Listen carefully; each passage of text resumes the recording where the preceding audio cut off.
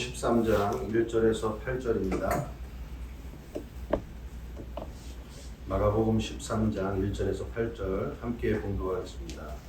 예수께서 성전에서 나가실 때에 제자 중 하나가 이르되 선생님이여 보소서 이 돌들이 어떠하며 이 건물들이 어떠하니까.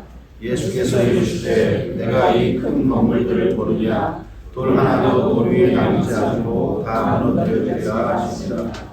예수께서 감람산에서 성전을 마주대하여 앉으셨을 때에 베드로와 야고보와 요한과 안드레가 주저앉는데 우리에게 이르소서 어느 때에 이런 일이 있겠사오며 이 모든 일이 이루어지려 할 때에 무슨 징조가 있사오리까. 예수께서 이르시되 너희가 사람의 미혹을 받지 않도록 주의하라. 많은 사람이 내 이름으로 와서 이르되 내가 그러하여 많은 사람을 미혹하리라. 난리와 난리의 소문을 들을 때에 두려워하지 말라. 이런 일이 있어야 하되 아직 끝은 아니니라. 민족이 민족을 나라가 나라를 대적하여 일어나겠고 곳곳에 지진이 있으며 기근이 있으니 이는 재난의 시작이다. 옛 성전 대 새 성전 간의 전쟁사. 옛 성전과 새 성전 세력 간의 전쟁사.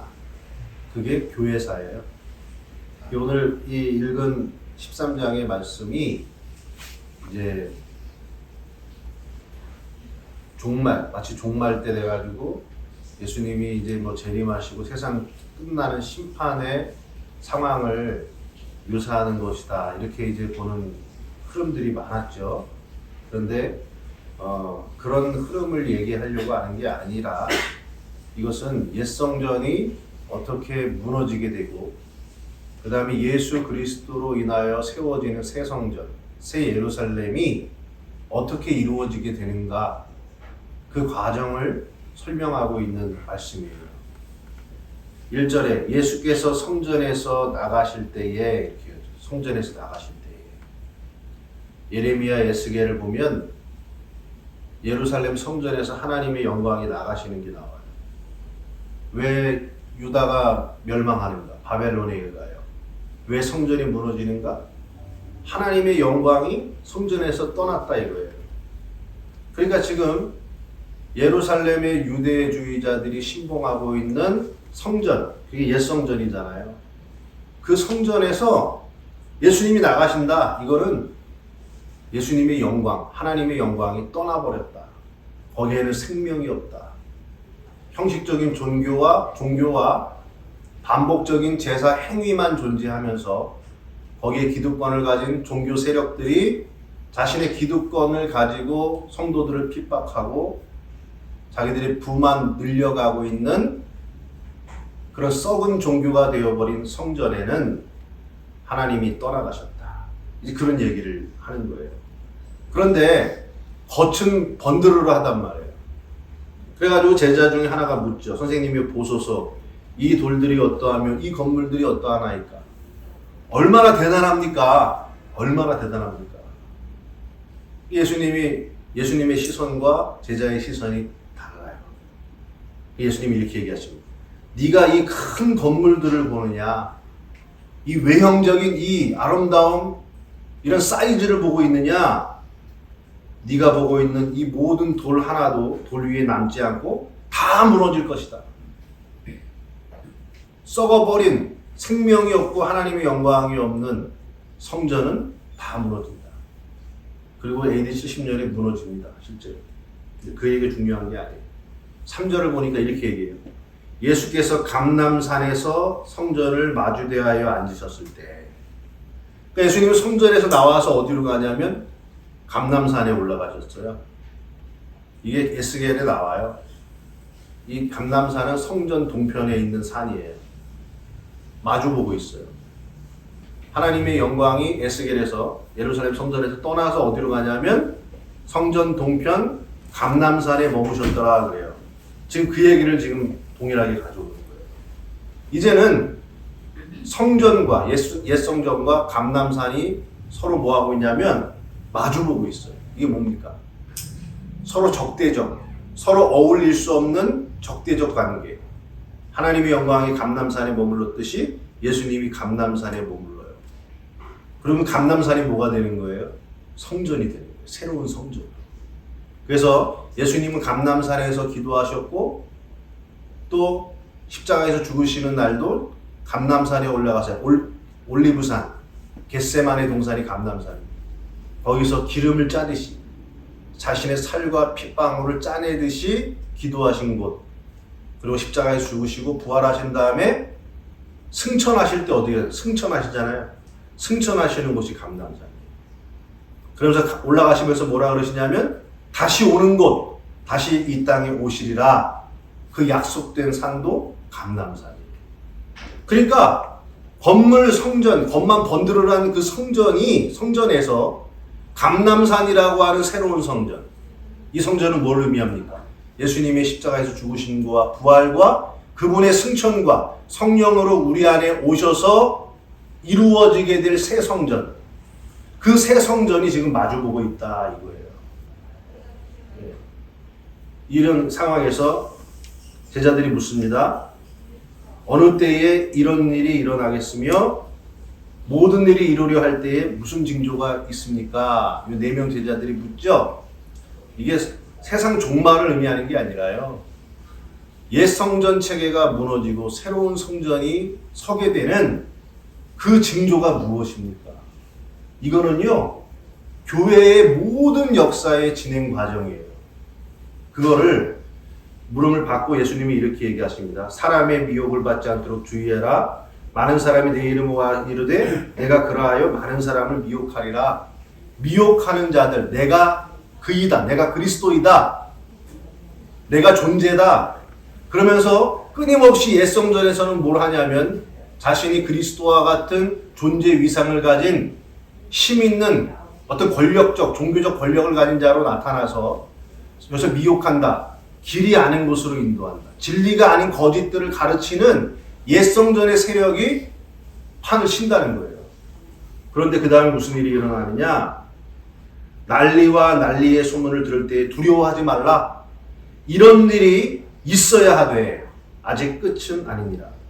그러니까 무슨 일이 있어야 되냐면 난리와 난리의 소문이 있어야 된다는 거예요. 이 난리와 난리는 뭐냐면요, 쉽게 말하면 영적 전쟁입니다. 영적 전쟁. 끊임없이 반복되는 영적 전쟁들이 일어날 것이다. 거짓된 진리를 말하고 있는 미혹하게 만드는 옛 성전의 세력과 감람산에서 예수님의 부활과 승천과 성령의 강림으로 이루어진 새로운 성전 사이에 끊임없는 전쟁과 전쟁의 소문이 있으리니 이것은 반드시 있어야 한다. 그리고서 나오는 말이 민족이 민족을, 나라가 나라를 대적하여 일어나겠고, 무슨 뭐 아시아 민족, 뭐 백인, 뭐 한족하고 뭐 이런 민족이 아니에요. 여기서 민족과 민족은요, 그냥 간단하게 말씀드리면 참된 성도와 거짓 성도예요. 나라 대 나라는요, 참된 종과 거짓 종이에요.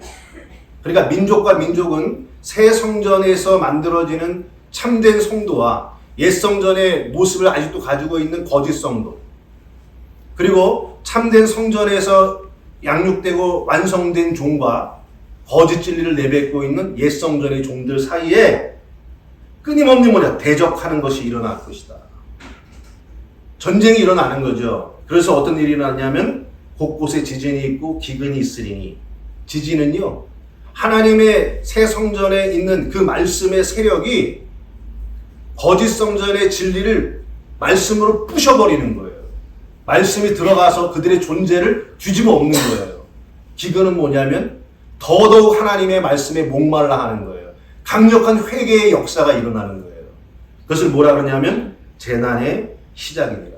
그래서 재난은요, 해산의 고통이라는 단어입니다. 해산의 고통. 그러니까 옛 성전이 무너지고 새로운 성전으로 완성이 될 때에는 끊임없는 영적 간의 전쟁이 존재하지만 결국에는 참된 성도와 참된 종들의 진리가 거짓을 이길 것이고, 거짓을 깨뜨리고 그들을 회개시켜서 하나님의 말씀의 목마름으로 돌아오게 되는 역사를 통해서 새 성전이 완성이 될 것이다. 이거는요, 교회에서 전체입니다. 스데반이 옛 성전과 율법 제사 중심을 타파하면서 설교를 때리니까 어떻게 했습니까? 옛 성전 세력들이 돌 던져 죽이잖아요. 돌 던져 죽이고 스데반이 죽으니까 어떤 일이 일어납니까? 모든 교회가 예루살렘에 있던 교회들이 세상으로 흩어져서 복음이 퍼져나가기 시작하죠. 옛 성전과 새 성전의 부딪힘이죠. 요한계시록을 보면 바벨론 성전이 무너지고 뭐가 일어섭니까? 거룩한 성 예루살렘, 새로운 성전이 완성이 되는 거죠. 끊임없이 옛 성전과 새 성전의 대립을 통하여 하나님의 성전의 세력들이 승리하는 역사. 여러분, 종교개혁도 마찬가지예요. 옛 성전, 종교와 형식과 낡은 것이 되어버린 옛 성전의 모습이 되었을 때 거기에 새로운 성전, 새로운 종의 역사들이 나타나기 시작해서 뒤집어 싸우고 뒤집어 엎잖아요. 그래서 생명이 이루어져요. 여러분, 독일에 보면은 1934년도에 히틀러가 그 정권을 잡잖아요. 나치가 정권을 잡고서 이 독일의 이 교회를 어떻게 할까 이제 이게 한 거예요. 히틀러가 독일 교회를 어떻게 할까 그래가지고 국가주의적 기독교회를 딱 설립을 했어요. 국가주의적 기독교회. 그러면서 모든 독일에 있는 교회들은 다 어떻게 되냐면 친나치. 그래서 히틀러를 찬양하고 그리고 나치즘 중심이고 그리고 예수님도 유대인이라는 걸 빼버렸어요. 예수 그리스도도 유대인이 아니다 이렇게 하면서 독일 나치즘을 찬양하고 선동하는 교회로 뒤집어 엎어져 버렸어요. 그리고 그렇지 않은 교회들은 다 핍박을 했습니다. 그런 사람들이 라디오에 설교하면 라디오 방송 꺼버리고 막 그랬어요. 그런 역사 속 교회는 끝이 난 거 아니에요? 옛 성전이 되어버린 거죠. 그때에 유명한 고백교회가 등장합니다. 바르멘이라고 하는 곳에서 칼바르트 들어보셨죠? 칼바르트, 디트리 보네퍼 이런 분들이 바르멘 선언문을 제시합니다. 어떤 세력과 어떤 정치적 권력도 예수 그리스도의 위에 설 수가 없다. 그 어떤 인간의 사상도 신학도 주장도 예수 그리스도의 말씀을 넘어갈 수가 없다. 교회는 하나님의 말씀 중심이고 예수 그리스도가 구주이며 세상의 그 어떤 권력과도 타협하지 않는 하나님에 속한 것이다. 이 선언을 해버렸어요. 그 선언을 한 결과 칼바르트는 쫓겨나고 나중에 디트리 보네퍼는 히틀러 죽이려고 하는 단체에 가입했다가요 2주 만에 죽어요. 2주 전에 죽어요. 독일이 회복되기 전에. 그러면서 바르멘 선언이 독일 교회를 다시 일으키는 계기가 되고 세계 교회에 충격을 던져줍니다. 아, 교회의 세력이 옛 성전이 되어가던 교회에 새 성전으로 삼으신 하나님의 일꾼들을 통해서 새로운 성전이 펼쳐져 나가는 역사. 여러분, 중국이 우리나라보다 기독교인이 적을까요? 많을까요? 중국 사람 보면 교회 안 다니는 사람 같은 그렇지 않습니다. 중국에요 기독교인이 공식적으로 1억 2천입니다. 1억 2천. 1억 2천인데 1억 2천 5백만. 삼자교회라고 들어보셨어요? 삼자교회. 이게 뭐냐면 중국 공산당에서 만든 교회예요. 거의 한 2,500만 돼요. 왜 삼자교회냐? 세계의 자치, 자양, 자전. 서구식 기독교로부터 자치적으로 독립한다. 자양, 우리의 토대 안에서 교회들을 양육한다, 세운다. 그리고 다른 데에 협력하지 않고 스스로 전도한다. 그래서 삼자교회 만들어놨는데요. 이게 그 중국의 그 바르멘 선언이 있기 전 중국 모습하고 독일 모습하고 똑같아요. 공산주의를 찬양하고 선전하기 위한 도구로 전락한 교회 삼자교회입니다. 최근에는 시진핑 그 사상을 교회에서 설교하게 막 그렇게 하는 데가 2,500만이에요. 그거를 반대하기 위해서 또 옛 성전이 되어버린 것을 반대하기 위하여 참된 복음으로 돌아와서 가정의 교회를 세우고 지하로 숨어 들어간 교회가 1,000만 교회입니다. 그리고 거기에 1억 명의 교회들이 있습니다. 그 끊임없는 그 부딪힘과 전쟁사 속에 결국에는 옛 성전은 무너질 것이요. 예수 그리스도의 십자가와 부활의 신앙을 가진 성령 중심의 공동체, 하나님의 새로운 성전이 승리하게 되는 역사는 반복될 것이다. 그 구속사가 끊임없이 반복되는 그 역사 속에서 하나님의 나라는 이루어진다. 그런 얘기를 하고 있습니다. 여러분, 우리도 마찬가지예요. 나는 무너질 옛 성전에 앉아있는 사람인지 새롭게 세워지는 감남성전에 서 있는 자인지 한번 스스로 보시면 나는 어디에 있는가? 무너질 성전에 있다면 무너지는 성전과 함께 망하는 인생이 될 것입니다. 주님께서 축복하신 새 성전으로 가는 사람, 서 있는 사람은 그리스도와 함께 영원한 승리에 이르게 될 것이다. 여러분, 짧은 시간이지만 한번 잘 묵상해 보시고 내가 어디에 있는지를 잘 돌아보시기 바랍니다. 하나님, 무너질 옛 성전과 함께 무너지는 인생 되지 않게 하시고 영원히 세워지는 새 성전이 되어 그리스도와 함께 영원한 승리와 영광을 자랑하는 거룩한 주의 백성들 되게 하여 주옵소서. 예수님의 이름으로 기도했습니다. 아멘.